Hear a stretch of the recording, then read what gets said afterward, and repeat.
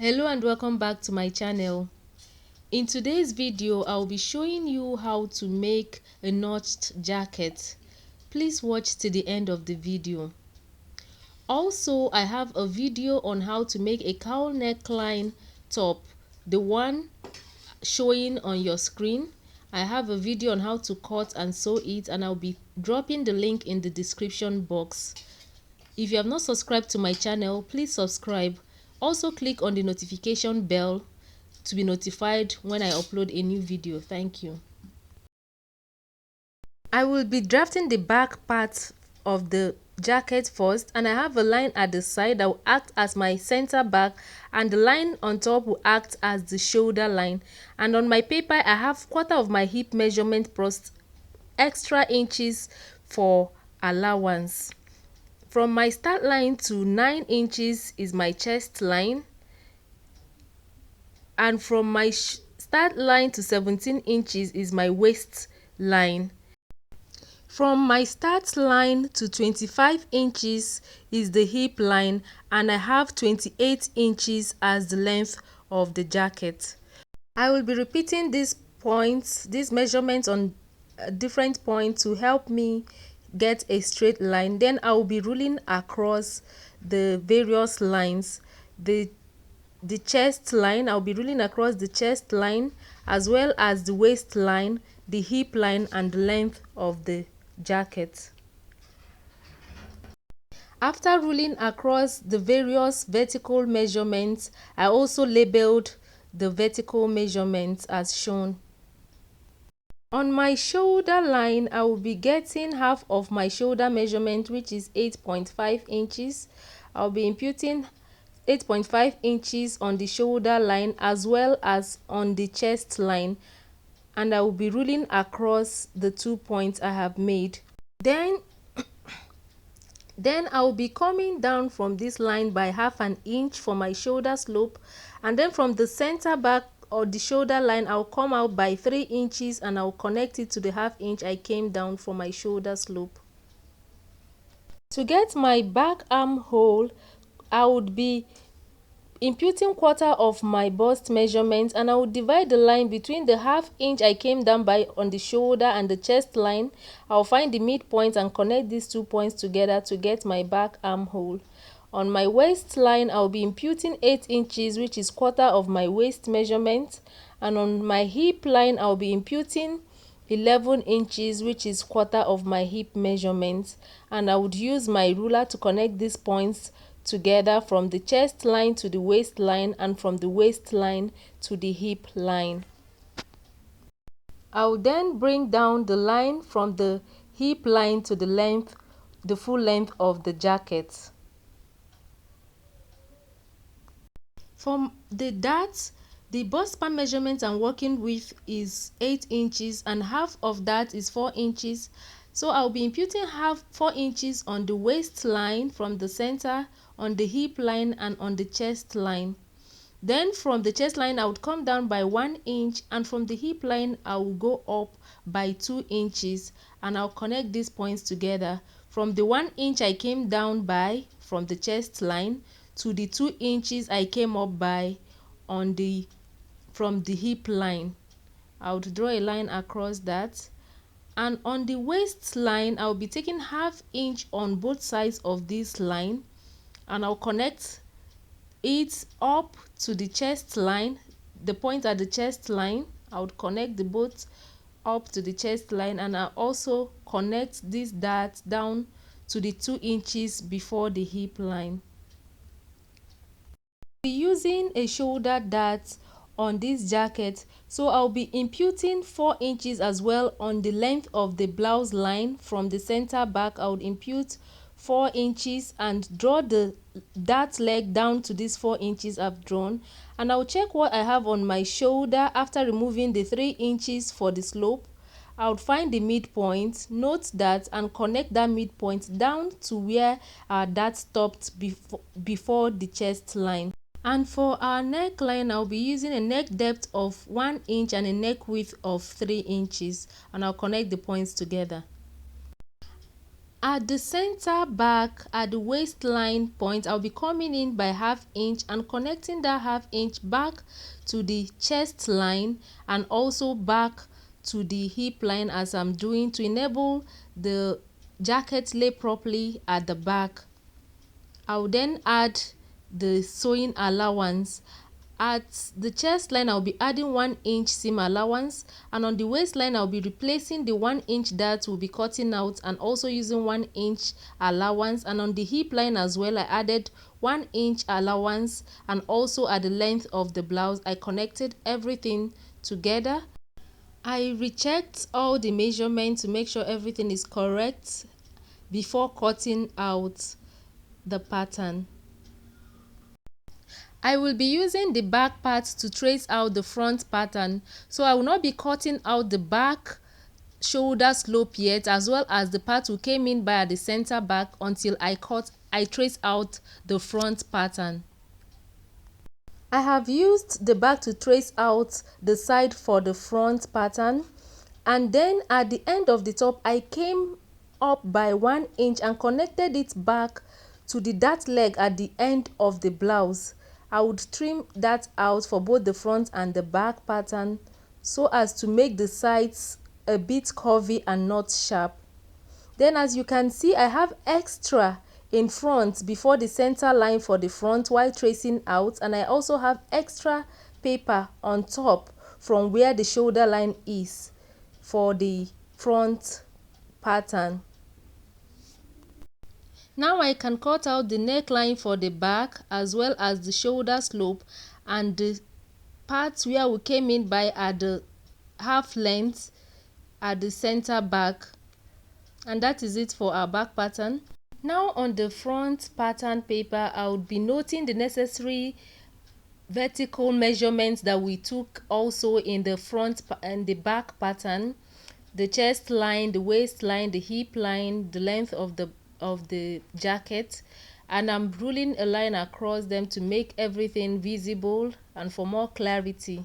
I'll also be ruling and making visible the center front line.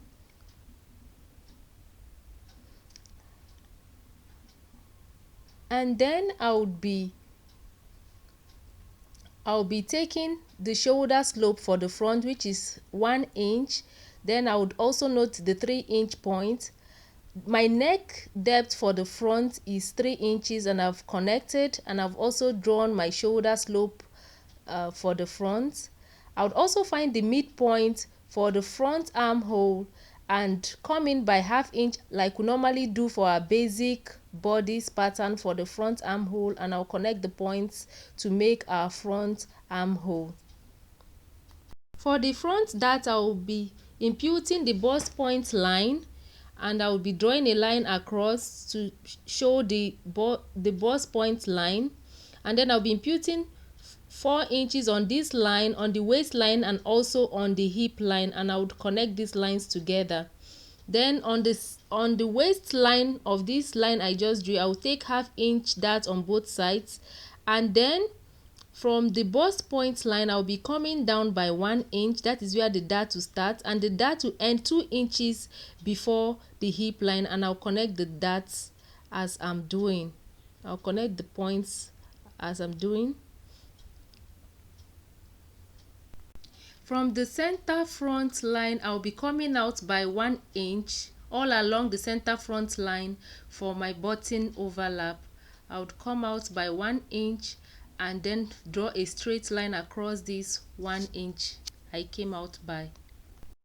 Then I will be extending my front neck depth to this 1 inch I just drew, and it will be acting as my new center front. And for the break point where my lapel would stop, I'll be using 17 inches, that is the half length, and I'll be connecting from the neckline to the half length on the new line I just drew. On the 1 inch line, I'll be connecting from the neckline to this 1 inch because I'm using the half length as the break point. I would connect from the neckline to this new line on the 17-inch line. Also, take note that the lapel mustn't stop at the waistline. It can stop an inch or 2 inches before the waistline, or even on the bust point line. It all depends on what you want. Then for how bold I want my lapel to be, I'll be coming out from the neckline. I'll be coming out by an extra 1 inch, and this also depends on what you want. You can use 1 inch, 1.5 or 2 inches. So I would come out by 1 inch, and I'll extend my neckline to this 1 inch, and then connect back from this 1 inch back to the break point. I would connect back. And also the shape of your lapel depends also on what you want, but I'll be connecting straight from the neckline to the break point. And for the collar, I'll be checking what I have on the back neckline, and I have 3.5 inches. That means for the collar for the back, I'll be adding 3.5 inches. Then on the neckline, I'll be coming out by 0.25 inch for the collar. Because of the collar that I'll be cutting, I would come out by 0.25 inch and connect it back to the line running from the break point. And then from that line, from this new line I just made that I connected, I'll be coming up, straight up, with a line continuous with the line from the break point. I'll come up by 3.5 inches for the collar. I would draw a straight line using my set square. I'll draw a straight line and connect this point from the shoulder to the 3.5 inches. And on that 3.5 inches that I just drew, I'll come out by half an inch. I'll be coming out by half an inch on that point, on the 3.5 inch, and connecting it back to the line on the shoulder to enable the collar relax properly on the back. And I've cancelled out the first line I ruled. And for the width of my collar, I took 3.5 inches. That's how bold I want my collar to be, and I've joined the lines together. For the collar in front, I would be coming up by 0.75 inch. I'll come up by 0.75 inch and connect that to the new center front line, and then using my armhole curve, I will be joining the two lines together for the collar. I will be connecting and making our collar. I would use a curve ruler to connect as shown, and that would be that for the collar. I will also be taking the shoulder that like I did for the back pattern. So I would be dividing the shoulder, what I have on the shoulder. I would find the midpoint, divide, and then connect back to the dart. I will also extend the dart leg to the end of the jacket.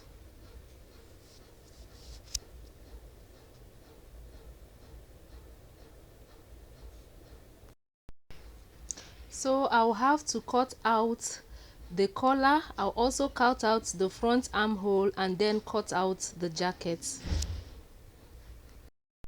So I cut out the armhole, the collar,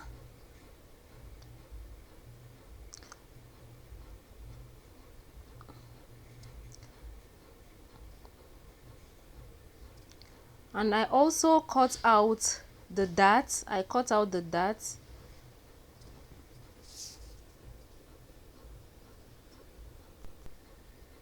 So I would be labeling the center front as CF and the side front as SF, and I'm indicating where I will be adding ½ inch for joining all along the dart and the neckline, and also on the shoulder I'll be adding ½ inch to join these places.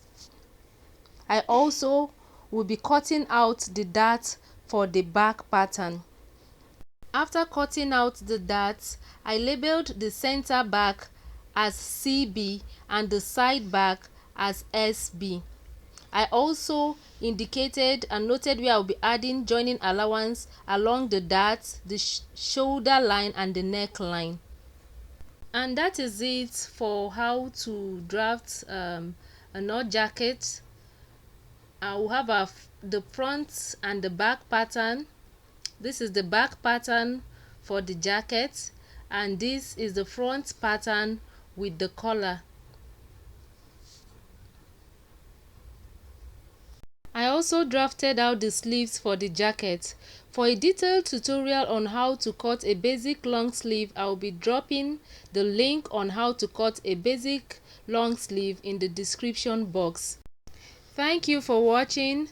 Please subscribe to my channel if you have not subscribed.